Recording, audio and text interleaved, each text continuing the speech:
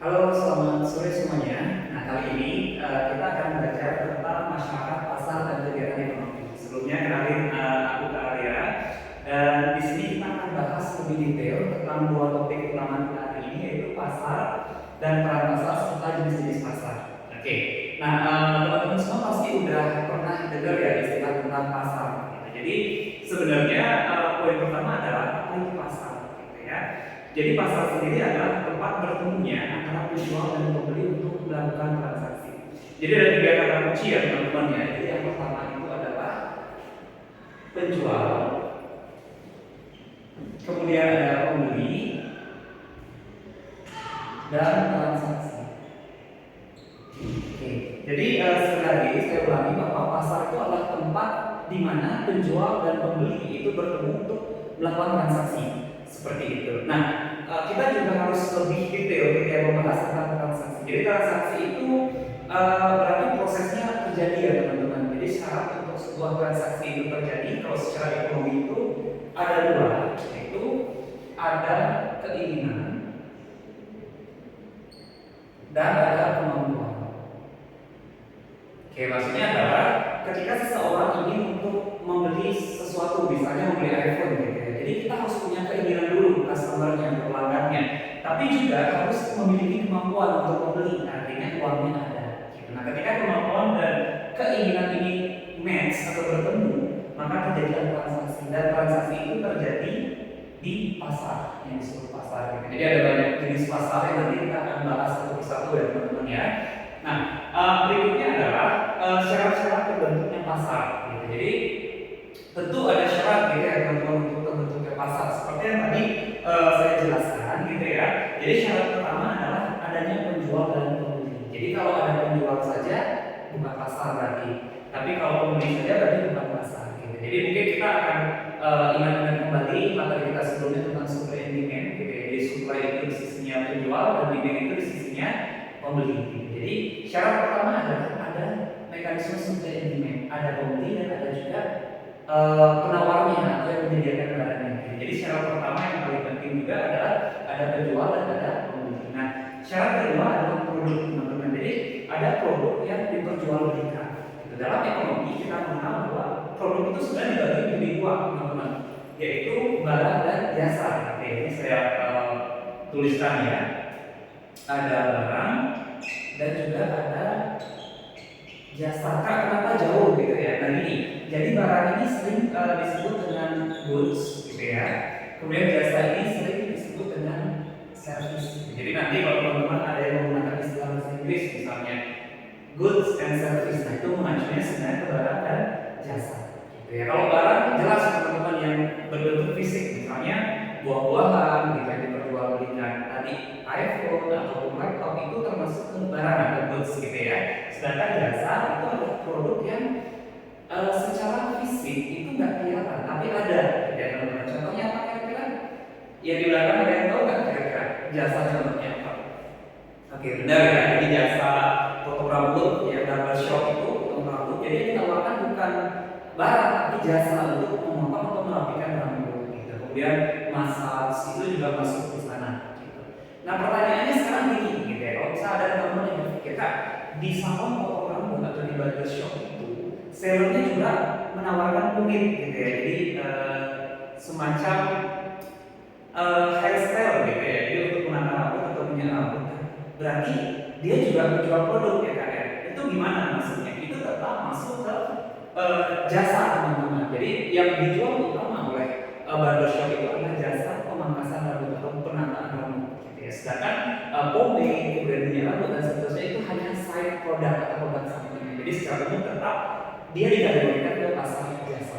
Begitu. Nah, jadi yang kedua teman-teman note ya. Jadi ada produknya, produk yang diperjualbelikan gitu. Nah, yang ketiga itu ada kesepakatan harga. Jadi walaupun terjadi transaksi, misalnya ada produknya, kemudian ada penjual, ada juga pembelinya, tapi kalau tidak ada kesepakatan harga, maka tidak bisa terbentuk pasar gitu teman-teman. Misalnya begini, contoh saya menjual buah-buahan gitu ya, saya menjual seharga 55.000 di pasar, atau pasar tradisional kita katakan ya.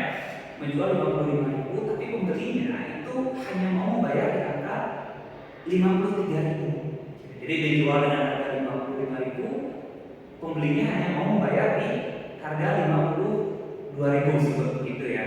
Nah, kira-kira terjadi nggak transaksinya teman-teman? Enggak ya, benar. Jadi nggak terjadi teman-teman. Nah, biasanya di sini terjadi proses tawar menawar.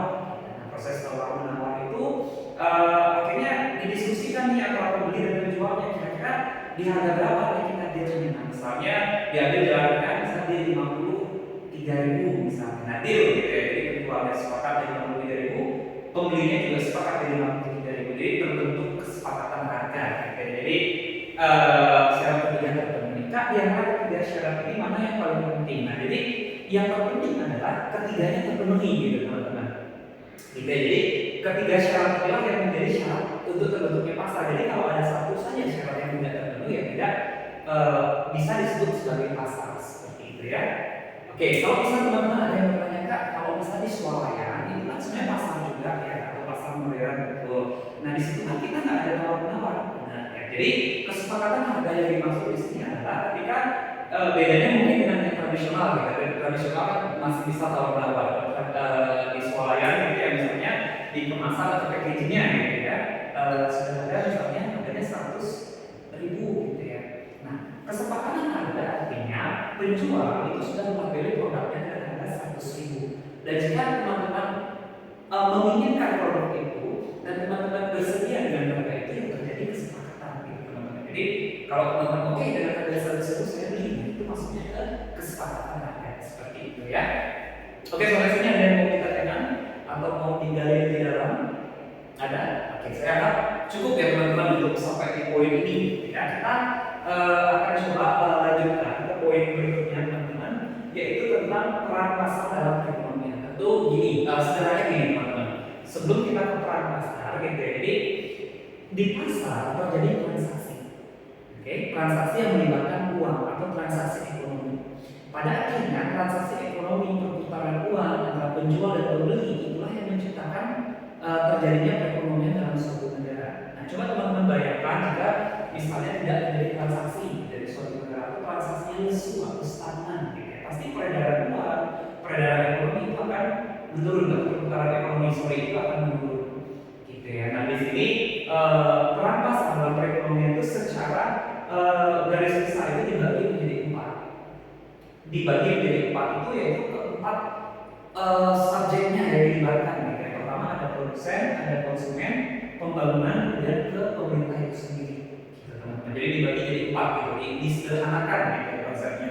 Nah, kalau produsen sendiri tentu ya pasar itu perannya apa sebenarnya? Sebagai tempat untuk menyediakan atau untuk menjual barangnya atau untuk menawarkan barang yang dia miliki, baik itu barang atau jasa. Maksudnya menawarkan produk yang dimiliki ya, baik itu barang atau jasa seperti yang saya jelaskan tadi gitu ya. Jadi pasar ini adalah untuk menawarkan gitu ya. Jadi tempat untuk menawarkan produknya. Nah, kemudian bagi konsumen apa nih teman-teman kira-kira yang didatangi? Kalau ada yang menawarkan, berarti konsumen ada yang membeli gitu ya. Jadi tempat untuk membeli barang atau jasa atau tempat untuk memenuhi kebutuhannya gitu. Jadi untuk memenuhi kebutuhannya. Oke, sampai di sini dulu teman-teman ya. Kalau misalnya kakak nanya kebutuhan dan keinginan sama nggak teman-teman yang di belakang gimana? Sama nggak kira-kira? Sama nggak? Beda ya. Jadi kebutuhan dan keinginan itu berbeda teman-teman. Seperti yang saya jelaskan di lagu gitu ya. Kebutuhan itu adalah sesuatu yang memang benar-benar kita butuhkan. Gitu. Contohnya makanan, gitu ya, nasi, gitu. Itu kebutuhan. Sedangkan keinginan itu adalah sesuatu yang kita inginkan, tapi belum tentu kita butuhkan. Gitu ya. Jadi keinginan dan kebutuhan itu berbeda. Jadi biasanya kita harus utamakan dulu kebutuhan kita. Gitu ya. Dan ingat teman-teman, di ekonomi kita tidak boleh berpikir tertutup. Gitu. Jadi dalam beberapa kasus ada yang kebutuhan bagi seseorang itu kebutuhan, kemudian ada keinginan yang bagi seseorang justru itu adalah kebutuhan.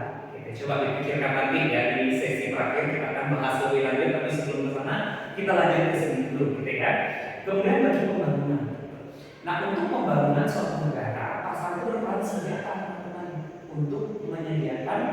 barang-barang untuk pembangunannya tentunya. Jadi di sini untuk menyediakan alat-alat, gitu ya, alat untuk pembangunan, gitu ya. Batu bara misalnya untuk pembangunan, ada pasar yang menjual kayu, gitu ya, atau besi dan seterusnya. Nah itu fungsinya bagi pembangunan, gitu ya. Terus bagi pemerintah, ya yang terakhir ya government, gitu ya. Bagi pemerintah sebenarnya pasar itu untuk apa sih Kak, gitu ya? Bagi pemerintah pasar itu fungsinya untuk stabilisasi, jadi untuk penyetabil, gitu ya, atau menciptakan stabilitas, gitu ya, menciptakan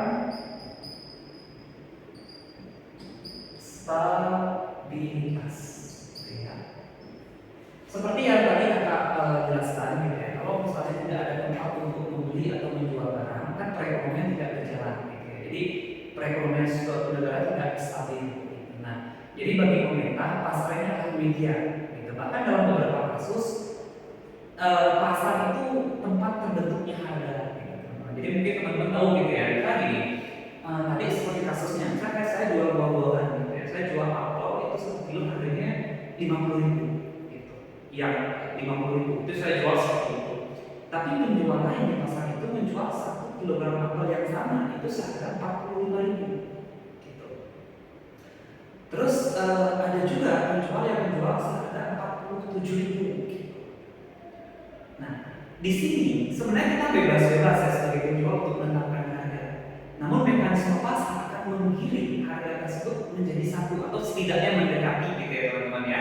Itu namanya mekanisme pasar membentuk harga. Contoh sekarang teman-teman pergi ke pasar itu ingin membeli apel, kita berjejeran di jualannya gitu. Misalnya saya, kemudian ada Kak Im, kemudian ada juga Kak Ari gitu ya. Kita berjualan bertiga, saya harganya 50, 43, 40 gitu deh ya. Nah otomatis kalau harganya sama, harganya berbeda gitu ya, tapi kualitasnya sama, biasanya akan dicari yang lebih murah.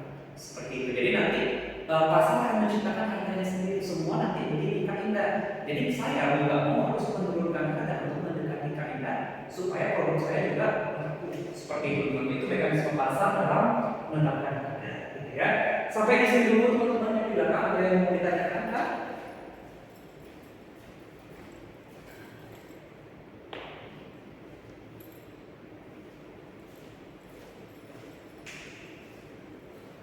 Ada yang mau ditanyakan?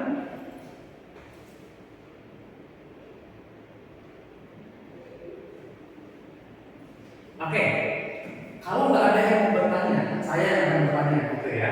Nah, jadi tadi kita udah bahas dari definisi pasar, syarat terbentuknya pasar, peran pasar dalam perekonomian. Yang ingin saya tanya mungkin ke teman-teman yang nonton video ini gitu ya.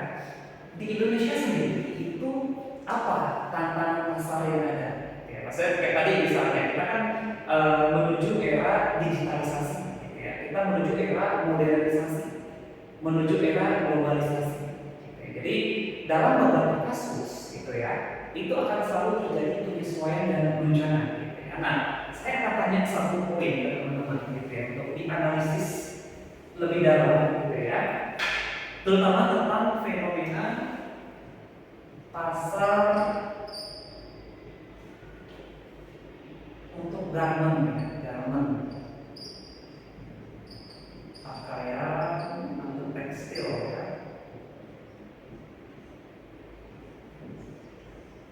Nah, jadi latar belakangnya gini teman-teman. Industri pakaian atau tekstil di Indonesia ini sedang mengalami suatu tantangan besar. Gitu. Mungkin nggak cuma di Indonesia ya teman-teman, tapi juga di negara lain. Gitu. Tapi yang lebih terdampak itu di Indonesia. Jadi begini, perusahaan tekstil atau garment itu kan memproduksi pakaian dalam jumlah massal. Gitu. Jadi di pabrik dibuat pakaian, diimpor bahan bakunya misalnya benangnya dari luar negeri.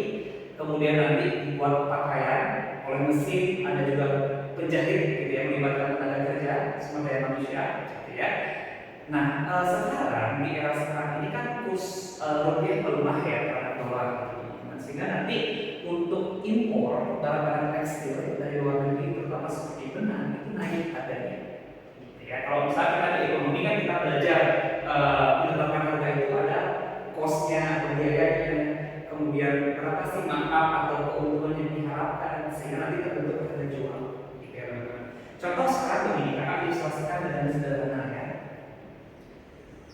Kalau dulu misalnya untuk pakaian gitu ya, untuk kainnya gitu ya, anggaplah biayanya itu 10.000 ya. Oke. Kemudian yang kedua itu untuk tenaga kerjanya atau karyawannya, saya singkat TK gitu ya. Itu anggaplah untuk satu baju itu ongkosnya 5.000 gitu ya. Ini cuma angka aja untuk menunjukkan lebih apa memudahkan aja gitu ya. Kain tenaga kerja apalagi keuntungan gitu ya. Keuntungan. Anggaplah keuntungannya itu 10.000 juga gitu ya. Ini saya bahkan belum masukin pajak dan lain-lain gitu ya, cuma segini aja. Dan saya di sini totalnya berarti 25. Jadi nanti dari pabrik itu akan dijual satu pakaian itu seharga 25.000 dengan asumsi dapat untung 10.000. Nah sekarang gitu ya, karena adanya penurunan nilai mata uang yaitu kaum biaya yang nanti juga dipengaruhi oleh faktor lain gitu ya teman-teman. Harga kain yang diimpor dari luar negeri itu lebih mahal. Saya di sini harganya jadi 13.000 gitu ya. Oke. Berarti nanti kalau bisa kita itu dengan skema ini terjadi perbedaan 3.000 rupiah. Oke teman-teman. Sehingga nanti awalnya yang dapat keuntungan 10.000 itu untungnya jadi berapa ya kan teman-teman? Kalau misalnya harga kerjanya sama gitu ya dan harga jualnya tetap di 25.000, keuntungannya jadi berapa? Berapa? Kira-kira berapa? 7.000. Nah, jadi ekspektasi untuk keuntungannya itu 7.000 gitu ya. Jadi untung itu sama dengan 7.000. Asumsi tetap ya harga jualnya di 25.000, nggak dinaikin jadi 28.000 gitu ya. Kenapa nggak dinaikin gitu ya? Gini, tantangan yang muncul sekarang adalah banyak baju-baju bekas dari luar negeri itu dikirim ke Indonesia. Teman-teman pasti tahu ya baju second hand yang dijual di toko online dengan harga yang murah gitu ya. Baju Adidas, Nike itu dijual dengan harga yang sangat murah gitu ya. Nah, itu menjadi tantangan. Apalagi baju-baju seperti itu dalam beberapa kasus itu dikirim secara ilegal teman-teman. Dia dikirim ke Indonesia secara tidak resmi, tidak kena pajak dan cukai. Akibatnya apa teman-teman kira-kira?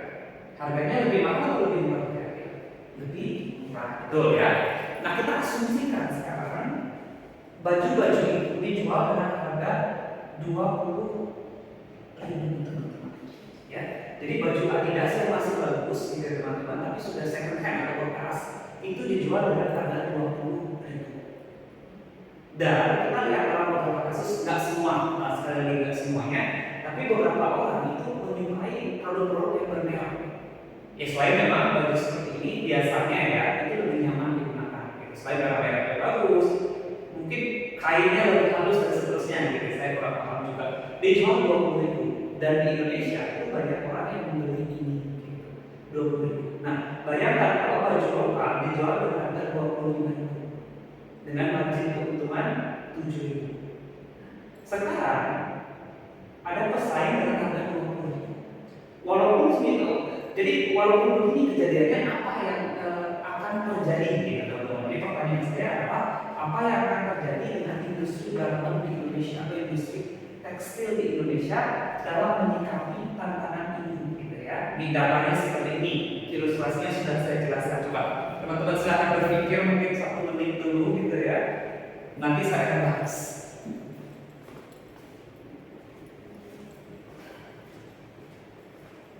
Oke, sudah 1 menit ya. Jadi gini, ada yang mau bantu jawab?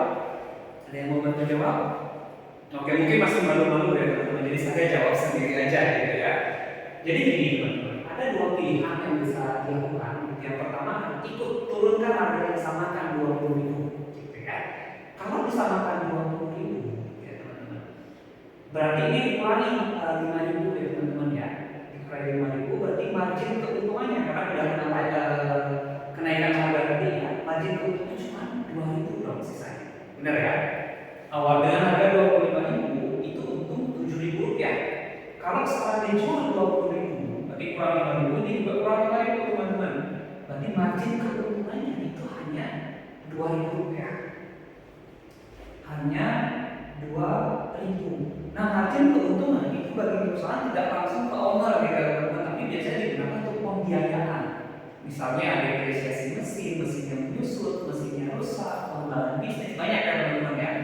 Nah, kemudian lebih jauh lagi gitu ya, ternyata walaupun harganya sama gitu ya, orang-orang lebih memilih untuk membeli yang 20.000 gitu. Jadi makanya teman-teman mungkin pernah dengar ada kasus di Jakarta ya baru-baru ini, salah satu perusahaan atau pabrik garment yang salah satu yang tertua di Indonesia itu mem-PHK karyawannya karena kasus ini. Gitu. Karena ketika perusahaan sudah tidak mampu menampung biaya administrasi, mungkin karena keuntungannya kecil, pasar yang kecil ya, salah satu langkah yang bisa diambil adalah likuidasi.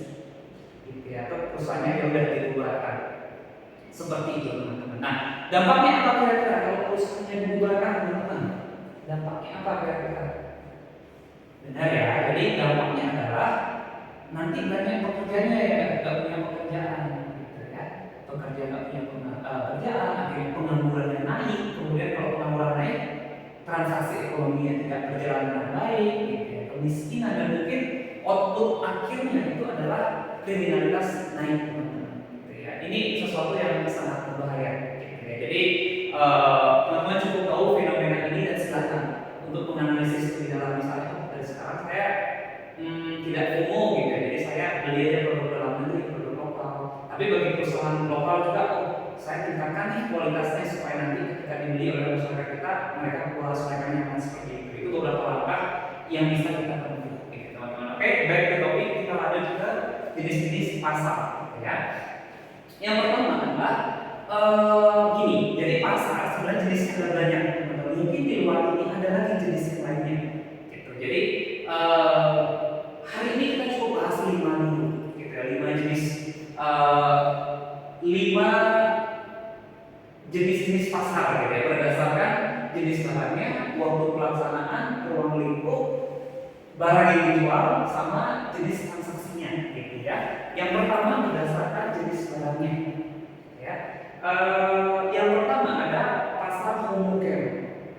Gitu. Kalau kita ngomongin homogene itu pasti artinya sama, gitu ya. Contoh, hutan homogene, hutan yang di dalamnya cuma ada satu jenis pokok, kan begitu ya. Nah, kalau pasar homogene itu sama. Jadi pasar yang menjual satu jenis barang. Ada yang tahu contohnya apa? Ada yang tahu? Oke, benar, pasar burung ya. Nih contohnya benar ya. Pasar burung. Nah, ini contohnya ya. Ini salah satu contoh pasar heterogen. Nah, kalau heterogen, homogen, sorry. Kalau pasar heterogen berarti barang yang jual lebih dari satu. Jadi pasar dia jual buah, dia jual burung, gitu. Banyak produknya gitu ya. Pasar pada umumnya.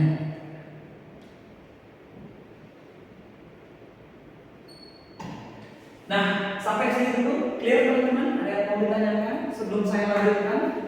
Aman?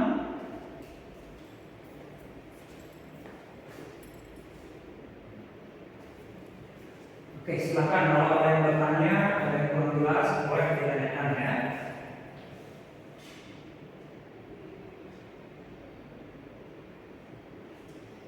Oke. Nah, kita lanjut yang kedua dulu. Nanti mungkin teman-teman pas lagi nyatet, gitu ya, sambil nyatet sambil dengerin saya. Kalau ada pertanyaan, silakan ditanyakan gitu. Kak, ini gimana? Gak apa-apa ya, tanya aja, kita belajar bareng-bareng ya. Yang kedua itu menurut waktu pelaksanaannya. Kapan sih pasar itu dibuka, gitu ya? Yang pertama ada harian. Jadi ya setiap hari dia buka pasarnya, pasar harian namanya ya. Mungkin contohnya adalah pasar-pasar yang menjual sembako, teman-teman. Jadi kalau pagi-pagi bunda kalian belanja sembako itu di pasar harian biasanya. Jadi akan buka setiap hari, ya. Kemudian ada juga pasar mingguan nih, gitu. Jadi dia hanya buka satu kali seminggu, gitu nih. Misalnya pasar Kliwon atau pasar Senen, gitu ya. Dia hanya buka di hari-hari tertentu aja, gitu ya. Terus ada juga pasar bulanan. Nah, bulanan ini gimana Kak maksudnya gitu? Jadi dia bisa dibuka sebulan sekali, gitu ya, atau mungkin 3 bulan sekali. Gitu. Jadi nggak tiap hari, nggak tiap minggu, gitu teman-teman. Contohnya apa Kak? Nah, contohnya itu adalah pasar untuk pameran anggrek ya. Misalnya nih dibuka tiap 1 bulan sekali di Jakarta Pusat gitu ya. Ada pameran anggrek. Nah di sana teman-teman selain melihat bunga-bunga anggrek yang cantik, teman-teman juga bisa beli gitu ya. Itu pasar anggrek. Jadi nanti penjual mungkin dari daerah lain itu akan berkumpul di pasar itu sehingga terjadi transaksi. Nah kira-kira apa sih fungsinya, kenapa nggak tiap hari gitu ya? Nah kalau secara bisnis biasanya teman-teman correct me if I'm wrong ya, pasar bulanan kenapa diadakan mungkin tidak setiap hari itu untuk menciptakan rasa menunggu gitu ya. Jadi di momen-momen tertentu aja sehingga terlihat eksklusif. Jadi di momen itu mereka akan berkumpul menjual gitu ya, banyak pilihan sehingga konsumen atau customer itu bisa memilih. Jadi semacam menciptakan sedikit kelangkaan gitu untuk menarik minat pengunjung gitu teman-teman ya. Kemudian yang terakhir itu ada pasar tahunan. Nah ini biasa setahun sekali gitu ya pasar ini dibuka. Contohnya adalah Pekan Raya Jakarta seperti itu ya. Sampai sini clear teman-teman? Ada yang mau ditanyakan yang didalam aman? Aman. Oke, kita lanjutin ya. Yang ketiga itu pasar menurut ruang lingkupnya. Nah berdasarkan ruang lingkupnya sebenarnya pasar dibagi jadi 4 teman-teman. Nanti saya kasih satu bonus jenis pasar berdasarkan ruang lingkupnya. Yang pertama itu ada pasar setempat, gitu ya. Pasar setempat ya pasar yang ada di lingkungan sekitar kita biasanya, gitu ya. Cakupannya paling kecil, gitu ya. Kalau pasar daerah itu misalnya pasar yang khusus untuk daerah tertentu itu besar sekali pasarnya, gitu. Jadi cakupannya lebih besar. Gitu. Jadi kalau misalnya kakak leveling, gitu ya. Jadi di sini misalnya level 1, gitu ya. Pasar daerah lebih besar lagi, ini level 2-nya, gitu ya. Lebih luas lagi. Gitu. Ya. Terus ada juga pasar nasional. Gitu. Jadi kalau pasar nasional itu sudah levelnya satu negara, gitu, teman-teman. Jadi diadakan di satu tempat levelnya negara. Pasar ya nasional itu mungkin contohnya bisa kayak Bursa Efek Indonesia, ya, teman-teman ya. Bursa Efek Indonesia. Ya. Jadi setiap orang ya, bisa membeli di situ. Jadi sekali lagi pasar itu nggak cuma yang offline yang kita lihat itu jualan juga enggak ya. Pasar jualan saham juga disebut pasar ya, pasar saham. Makanya tadi kakak bilang mungkin kedepannya gitu ya, mungkin setelah SMA, setelah kuliah teman-teman akan bertemu pasar bursa efek, pasar sekuritas ini pasti karena itu jenis pasar yang lain. Gitu. Mungkin untuk di level SMA kita mengenalnya seperti ini aja.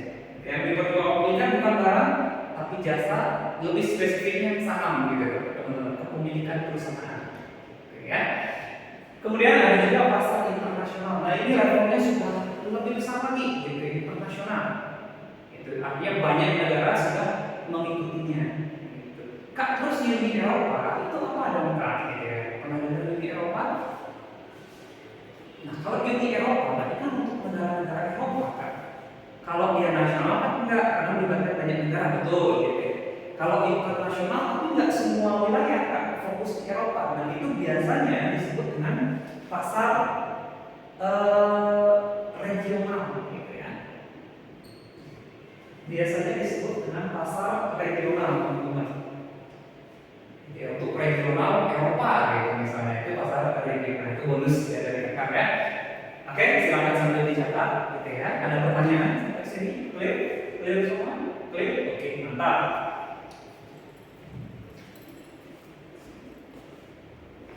Nah, kemudian yang keempat lagi dikit aja ya teman-teman ya. Menurut barang yang dijual ya, untuk barang yang dijual itu ada 2, yaitu pasar input dan pasar output. Nah, ini gampang diingatnya ya. Input ini bahan baku. Output ini adalah produk hasil. Pasar input output gitu, dalam produksi gitu ya. Pabrik atau perusahaan akan mengubah input menjadi output. Kalau kita bilang misalnya pasar input ya pasar yang menjual bahan baku. Contohnya pasar yang menjual kayu, gitu, kayu gelondongan, gitu, atau kayu yang sudah dipotong itu masuk pasar input. Tapi kalau pasar output, pasar yang sudah menjual barang olahan dari kayu itu. Contohnya apa teman-teman? Yang dikatakan betul pasar mebel ya. Jadi dia menjual kursi, lemari atau produk olahan dari kayu tadi, gitu ya. Itu pasar output ya. Harusnya cukup sederhana ya.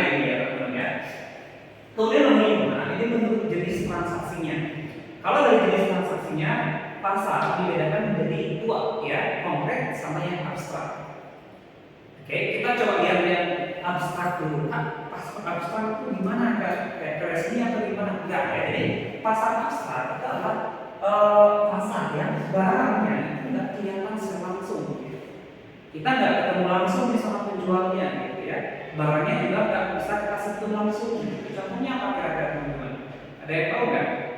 Oke, betul ya. Contohnya itu toko online teman-teman ya. Toko online, contohnya di Shopee gitu ya. Barangnya ada fotonya, deskripsinya lengkap, tetapi kita nggak bisa sentuh langsung gitu ya. Itu namanya pasar abstrak. Contohnya apa kak? Shopee tadi ya. Tapi kak kalau gitu kan udah apa namanya itu nggak terjamin kalau nggak kualitas dan mutunya. Nah biasanya dalam aplikasi itu ada kesepakatan. Misalnya nanti kalau ketika barangnya diterima nggak sesuai, teman-teman bisa ajukan pengembalian dana atau refund ya gitu ya. Itu ada biasanya untuk melindungi konsumen kayak gitu ya teman-teman ya.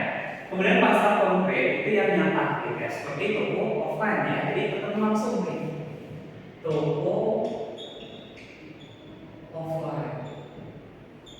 Jadi nanti pembeli dan penerimanya bertemu, pembeli dan juga penjualnya ketemu langsung. Nah itu namanya pasar konkret. Oke, sampai sini dulu teman-teman materi kita hari ini. Sebelum saya rangkum dari awal sampai akhir, ada yang mau ditanyakan? Clear? Clear ya? Oke, kita mulai yang pertama dulu. Dari pasar, tempat bertemunya penjual dan pembeli untuk melakukan transaksi. Oke, transaksi hanya terjadi kalau ada keinginan dan kemampuan untuk membeli. Ada dua syarat yang dipenuhi ya. Kalau satunya nggak dipenuhi gimana? Transaksinya nggak terjadi. Betul ya. Yang kedua syarat tertentunya pasar ada tiga. Ada penjual dan pembeli, ada produknya, entah itu jasa atau barang, ada kesepakatan harga. Oke.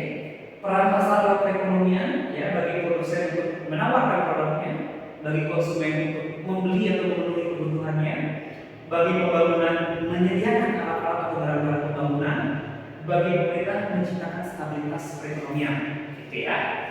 Kemudian untuk jenis-jenis pasar, menurut jenis barangnya ada pasar homogen, barangnya cuma satu jenis, pasar burung tadi contohnya, heterogen, pasar pada umumnya ada banyak sekali barang di situ bervariasi, gitu ya.